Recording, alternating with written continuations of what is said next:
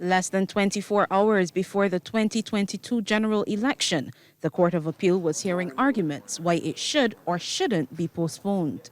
Attorney-at-law Lalu Hanneman filed 2 applications on Monday, one seeking a judicial review of the use of the president's powers to dissolve parliament and issue electoral writs during a pandemic, the other for an injunction seeking the postponement of the election unless people in isolation and quarantine were allowed to vote.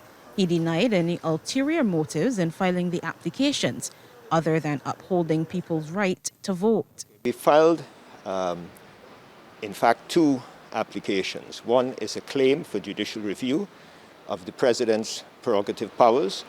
As you know, we're now a republic, and this will be the first case involving the president of the Republic of Barbados. And the second application we made was for an injunction, saying that unless the issue of the barring of some at least 5%, if not more, of the electorate from voting in this election, being disenfranchised, unless that matter is resolved by the close of business today, that the election tomorrow should be postponed until such time that those disenfranchised voters can be given the right to vote. Mr. Hanneman is representing Philip Catlin, who is contesting the election for the Barbados Sovereignty Party in the constituency of St. Thomas. Whether I get elected or not is not the relevance here. It is representing the rights of the people of Barbados. That is the significant issue going on. It is about not disenfranchising the people of Barbados because you got COVID and the government says have an election. The Bahamas, Mr. Phil, did they not put protocols in place for their election just December there? Yeah, you believe so? Right? There are other countries that have put protocols in place. How come we get a snap election, there's no protocols?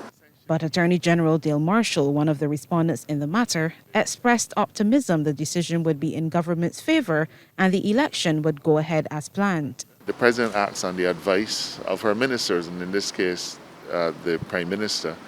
And the Constitution provides that such decisions, such actions on the part of the President are not justiciable. And in addition to that, there are a number of defects that we've pointed out to the court in relation to the documentation that have been filed by the claimant. So we think that the court has a considerable amount of legal argument which would support declining a grant of an injunction.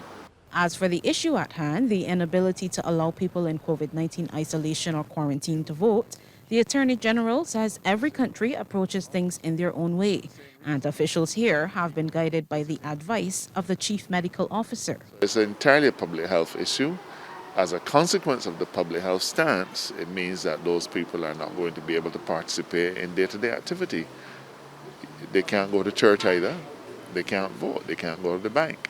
But it's not that the government or the Electoral and Boundaries Commission has said thou shalt not.